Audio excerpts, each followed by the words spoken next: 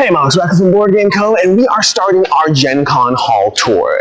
Try to do this every single year. Not always can I get to it, but it does look like I have a good 50 minutes before the hall opens, which should be enough to walk around, showcase, see some things, see what I'm excited about, and try to share what I'm excited about. So we're starting off well with a giant skeleton, and we'll go from there. So part of what I'm trying to do with this particular video, since we just did one for Origins, I want to find booths that I didn't highlight at Origins, which may or may not happen, depends what I see, because ultimately it depends on what's interesting. But over here we have Frostbite, we have Colossal, Matago, all of that. We have Peak Team Rangers over here. This is Matago's new release, designed by Scott Alms. It's like a cooperative mountain climbing game. I had a chance to check it out last year Gen Con with like prototype art and everything, but it does look cool, so we'll see about that. We have all their general stuff across here, so lots of games from all those companies. We got Raptor, Takana Builders, House of Cats, oh my gosh, we have Core Discovery. Now this is fantastic. I didn't know they were going to have it over here at this booth, but that's definitely a fantastic game. Core Discovery from Mind Management from off-the-page games. Definitely check out that one. But let's see what we got next. Now DV Games has stacks of Koi. Now Koi does look cool. No idea what the gameplay is actually going to be like, but it does have Koi on tiles, on acrylic tiles, and that's always a good start to looking pretty decent. But then past that, they have Wonderbook, which I never got around to playing. I always wanted to play Wonderbook, never got around to playing this one. It was on one of my lists of games I missed from certain years. Rumblebots, never heard of this one. Looks intriguing, but we'll see. Looks intriguing, but Wonderbook I'd say I'm very interested in, and Koi I'm very interested in.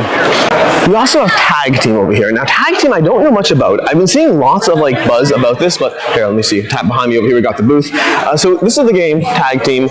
You know, it looks cool. I have no clue how to actually play. All I know is I've heard lots of good things. I love the art style overall. The characters look fantastic. It does not come with these giant things, but they are cool if you do manage to bring those home. But yeah, no idea. I'm a sucker for good art. I'm a sucker for buzz. Whether or not the game is good, that I have to try and play, but I do hope to at some point.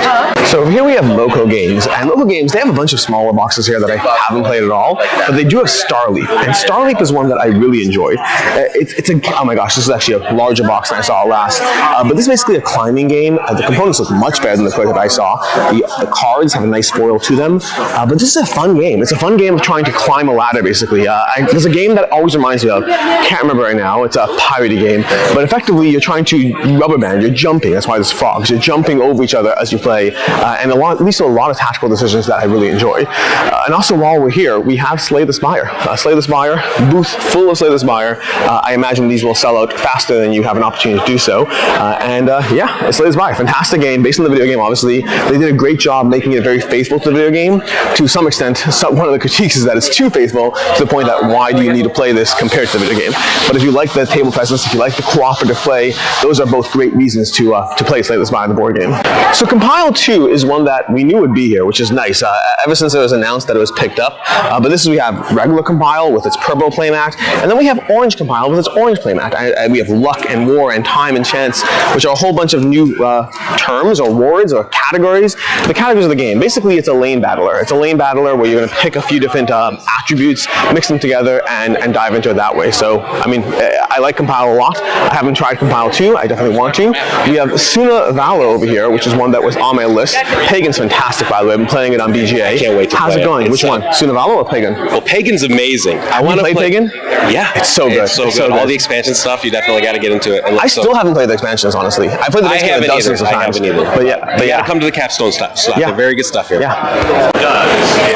Direwolf Digital is set up where, well, Direwolf in general is set up where they usually are over here.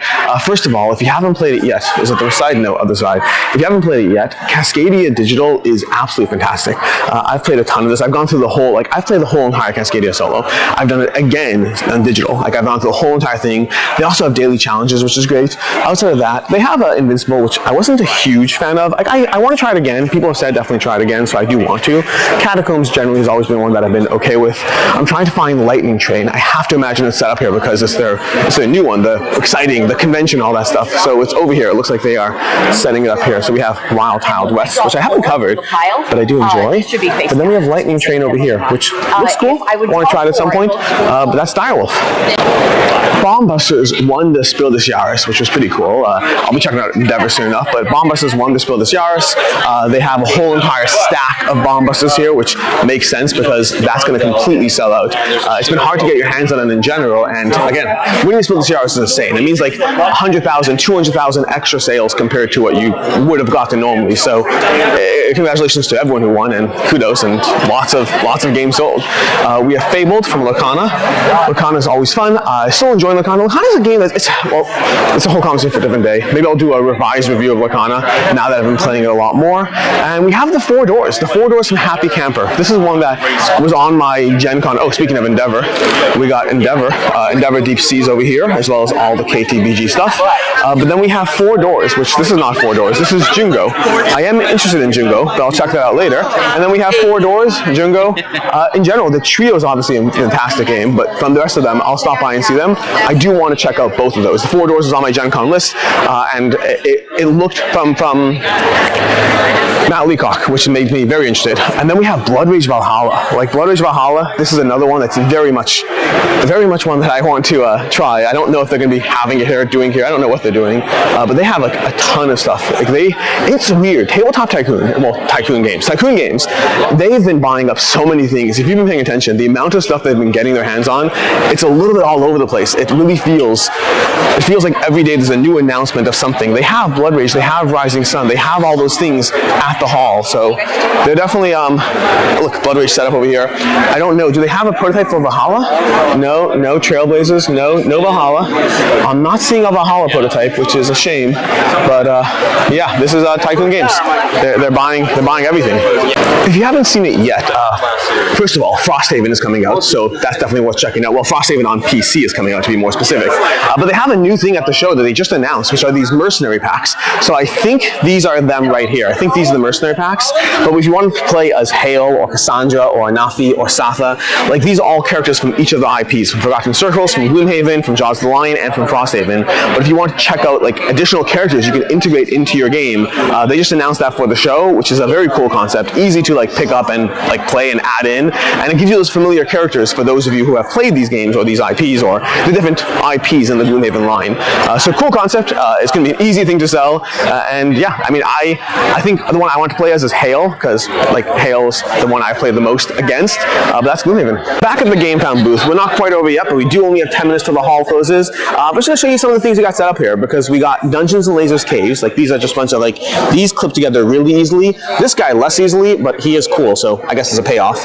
We have some stuff over here, some terrain over here. I believe this is Dwarven Forge, if I'm not mistaken.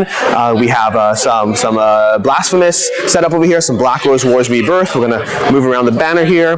This is Bloodwork from iDemo Games. I've talked about this in a video. Actually, I think I'm talking about it in an upcoming video, so not actually yet, but soon. Miniatures do not come pre-painted, but they are super cool, so there is that at least. Then we have Story of Many set up over here, and these are all like loosely set up, plus coffee. Coffee is the best, honestly.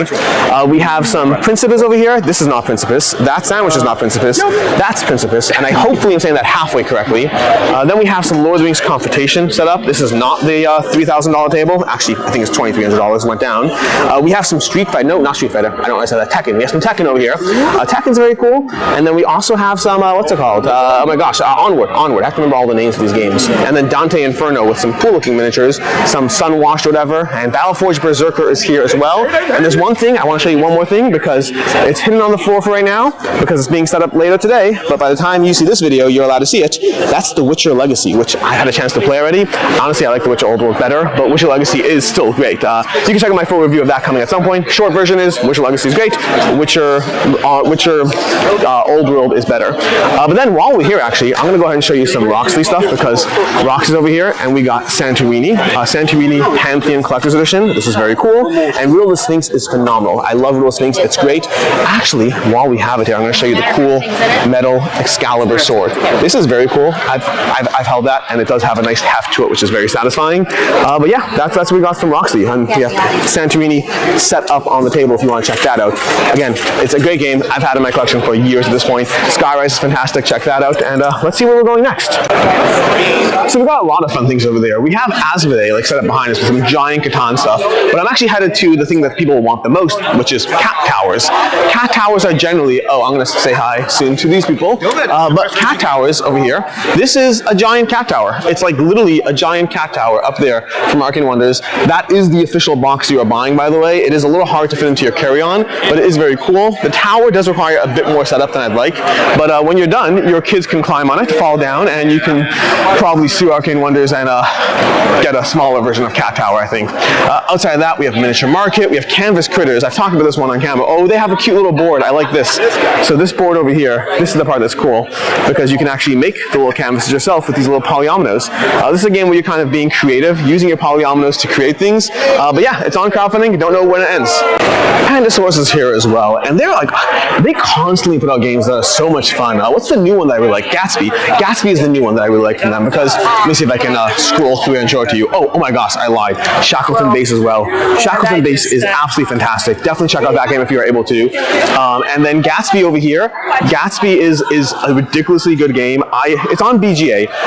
The ratings on BGA on Board Game Geek are like decent, but firstly, Radcliffe from Board Game Co. Hello. We're in the Matrix. We're in the Matrix. Have you played Gatsby? I have not played Gatsby. Have you played Shackleton Base? I have not played Shackleton. You're missing out. Have you played Pirates of Maracaibo? Maybe. I feel like you're asking me the wrong question. These are great. Ask me a Knizia game if I played. Have you played? Yes. The Knizia game. Have you played Lord of the Rings: The Competition? Yes, I have. Do you like that game? I do. Interesting. What's your favorite Knizia game? Ra.